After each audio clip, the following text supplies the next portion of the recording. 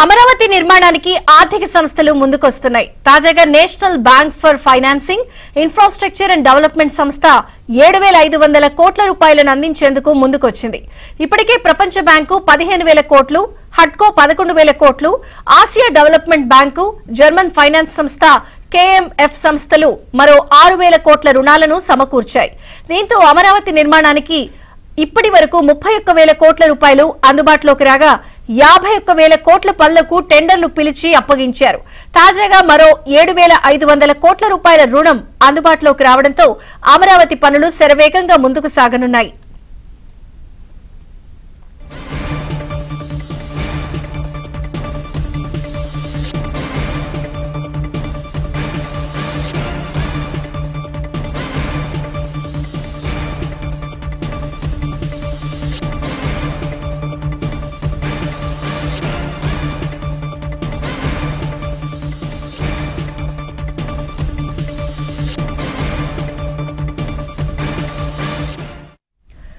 అమరావతి నిర్మాణానికి ఆర్థిక సంస్థలు ముందుకొస్తున్నాయి. తాజాగా national bank for financing, infrastructure and development సంస్థ 7,500 కోట్ల రూపాయలను అందించేందుకు ముందుకొచ్చింది.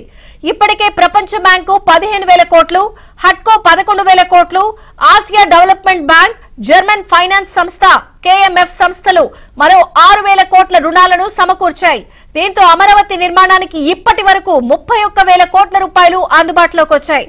ఇక ప్రస్తుతం నాప్ఫెడ్ రుణం మంజూరు చేసింది. ఇది కేంద్ర ప్రభుత్వం ఆధీనంలో పనిచేసే సంస్థ. దీని ద్వారా కూడా రుణం మంజూరైన నేపథ్యంలో అమరావతికి మరింత నిధులు సమకూరాయి. అప్డేట్ సత్య అందిస్తారు. సత్య, విజయ చంద్రిక, రాజధాని అమరావతి నిర్మాణానికి మరో ముందడుగు పడిందని చెప్పుకోవచ్చు. ఇప్పటికే వివిధ ఆర్థిక సంస్థల రూపంలో అంటే ప్రపంచ బ్యాంక్ కావచ్చు, జర్మన్ ఆర్థిక సంస్థ ఇచ్చిన రుణం కావచ్చు, అదేవిధంగా హడ్కో నుంచి తీసుకొచ్చిన రుణం కావచ్చు, మరోవైపు ఏదైతే తాజాగా national bank for financing, infrastructure and development corporation కూడా 7,500 కోట్ల రుణాన్ని అందించేందుకు సిద్ధమైంది. దీంతో ఇప్పటి వరకు అమరావతికి 38,500 కోట్ల రూపాయలు రుణంగా లభించినట్లయింది. ఇప్పటికే అమరావతిలో సుమారు 39 పనులకు సంబంధించి 51,000 కోట్లతో పనులను అప్పగించారు. ప్రధానమంత్రి చేతుల మీదుగా అమరావతి 2.0 పేరుతో ఈ పనులను కూడా అప్పట్లోనే అప్పగించిన పరిస్థితి అయితే ఉంది. అయితే గత 5 ఏళ్లుగా అమరావతిలో పనులు నిలుపుదల చేసేయడంతో విలువైన కాలంతో పాటు 30 నుంచి 40% ప్రతి పనికి సంబంధించి ఎస్కులేషన్ అంటే రేట్లు విలువలు పెరిగిపోయాయి. దీంతో మరింతగా నిధులు సమీకరించాల్సిన అవసరం ఏర్పడింది. దీనిలో భాగంగానే ఈ కేంద్ర ప్రభుత్వ ఫైనాన్స్ సంస్థ అయినటువంటి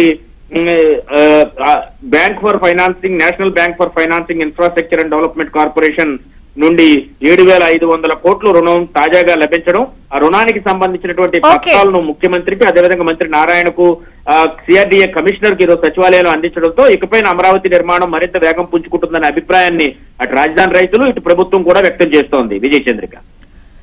ఓకే సార్.